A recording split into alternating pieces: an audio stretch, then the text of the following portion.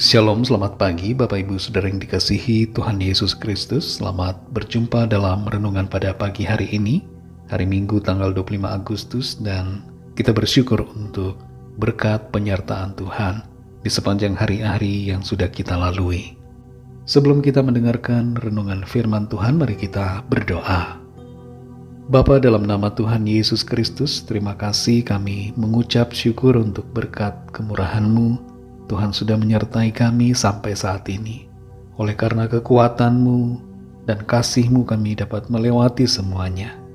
Terima kasih Tuhan untuk anugerah-Mu. Saat ini kembali kami mau mendengarkan sabda kebenaran firman-Mu. Urapilah kami dan berikan kami hati yang mengerti, taat untuk melakukan setiap kehendak-Mu. Dalam nama Tuhan Yesus kami berdoa. Haleluya. Amin. Saudara yang dikasih Tuhan, ayat firman Tuhan saat ini terdapat dalam 1 Timotius 3 ayat 11 sampai 12. Tertulis demikian. Demikian pula istri-istri hendaklah orang terhormat, jangan pemfitnah, hendaklah dapat menahan diri dan dapat dipercayai dalam segala hal. Diaken haruslah suami dari satu istri dan mengurus anak-anaknya dan keluarganya dengan baik. Saudara yang dikasih Tuhan, Brigham Young, seorang penganut Mormonisme, tercatat dalam sejarah sebagai seorang yang mempunyai istri sebanyak 56 orang. Sementara pendiri gereja Mormon atau gereja LDS bernama Joseph Smith yang dianggap sebagai nabi oleh para pengikutnya mempunyai lebih dari 30 istri. Benarlah apa kata pepatah, guru kencing berdiri, murid kencing berlari. Emma, istri pertama dari Joseph Smith, mengatakan bahwa poligami merupakan cobaan yang menyakitkan. Joseph Smith merasa bahwa ia disuruh Tuhan untuk berpoligami. Manusia bisa berdalih mengatasnamakan Tuhan untuk sesuatu yang dilakukannya, meskipun sebenarnya itu bukanlah dari Tuhan dan bukan kehendak Tuhan. Segala sesuatu harus diuji dengan firman Tuhan, dan kita semua harus menuruti apa yang jadi kehendak firman Tuhan. Dalam 1 Timotius 3 ayat 11-12 ini dikatakan, demikian pula istri-istri hendaklah orang terhormat, jangan pemfitnah, hendaklah dapat menahan diri dan dapat dipercayai dalam segala hal. Diaken haruslah suami dari satu istri dan mengurus anak-anaknya dan keluarganya dengan baik. Dalam suratnya kepada Timotius, Rasul Paulus memberikan nasihat tentang bagaimana kehidupan keluarga yang baik, khususnya bagi mereka yang melayani Tuhan.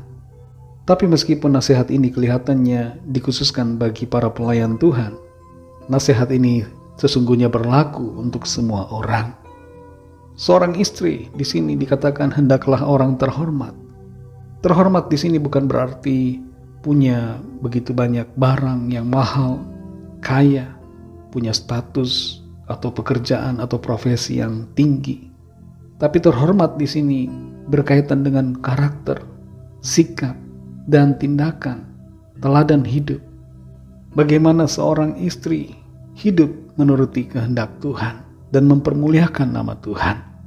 Seorang istri, seorang wanita yang terhormat adalah wanita yang tidak memfitnah, tidak bergosip, tidak menyebarkan kebohongan, menjaga perkataan, menahan diri, dan dapat dipercaya, punya integritas, baik dalam perkataan dan tindakan.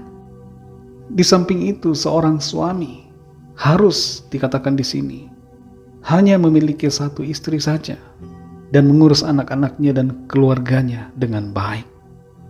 Keluarga merupakan prioritas utama dalam kehidupan setiap orang yang sudah menikah.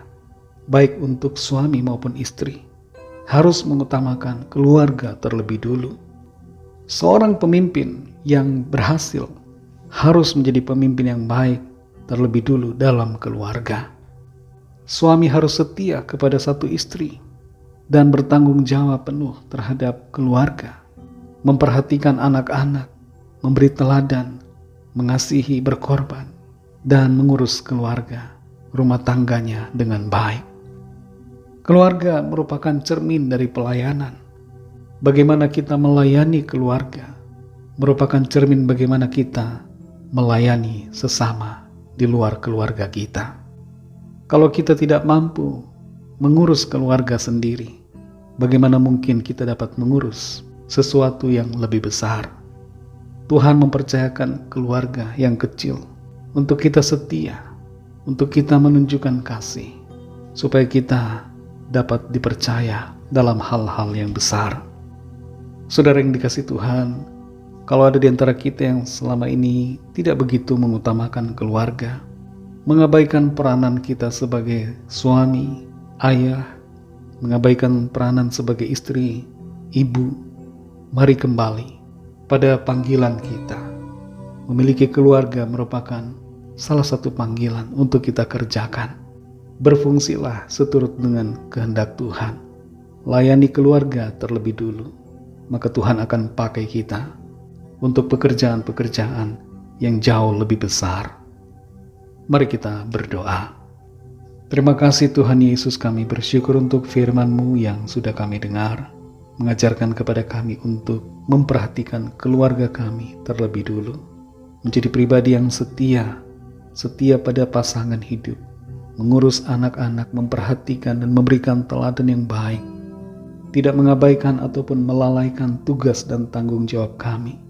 Tolong kami Tuhan, ampuni kami kalau selama ini kami sudah meninggalkan dan tidak melakukan tugas tanggung jawab kami dalam keluarga. Terima kasih Tuhan untuk firman-Mu. Tuntun kami Roh Kudus untuk terus berjalan dalam kehendak dan kebenaran-Mu. Berkati kami di sepanjang hari ini, dalam segala tugas aktivitas kami, dalam pelayanan dan dalam segala hal. Biarlah Tuhan menolong kami untuk menjadi berhasil dan berkemenangan dalam segala hal. Kami berdoa bagi yang sakit dan yang sedang dalam pergumulan, agar tangan Tuhan menjamah, melawat dan menyembuhkan, memberikan jalan keluar yang ajaib bagi setiap kami. Kami serahkan semua ke dalam tangan kasih-Mu. Dalam nama-Mu yang kudus, nama Tuhan Yesus Kristus, kami sudah berdoa dan mengucap syukur. Haleluya. Mari sama-sama kita berdoa, doa Bapa kami.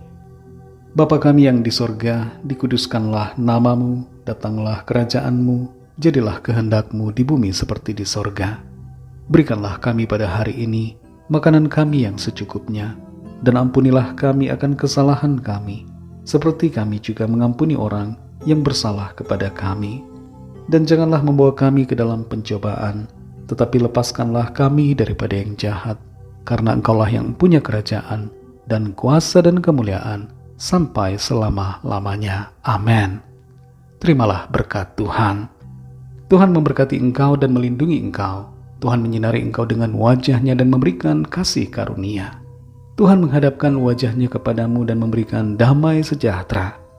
Berkat anugerah dari Bapa Surgawi, kasih karunia dari Tuhan Yesus Kristus, dalam persekutuan dengan Roh Kudus, menyertai kita semua sekarang ini dan sampai Maranatha Tuhan Yesus datang kembali, dan bahkan sampai selama-lamanya. Dalam berkat nama Tuhan Yesus Kristus, haleluya, amin. Puji Tuhan, saudara yang dikasihi Tuhan, saya percaya firman Tuhan menjadi berkat dan kekuatan buat saudara semua, dan Roh Kudus akan menolong saudara untuk lebih lagi memahami kebenaran firman Tuhan. Tuhan Yesus memberkati saudara semua. Sampai jumpa dalam renungan yang berikutnya. Haleluya.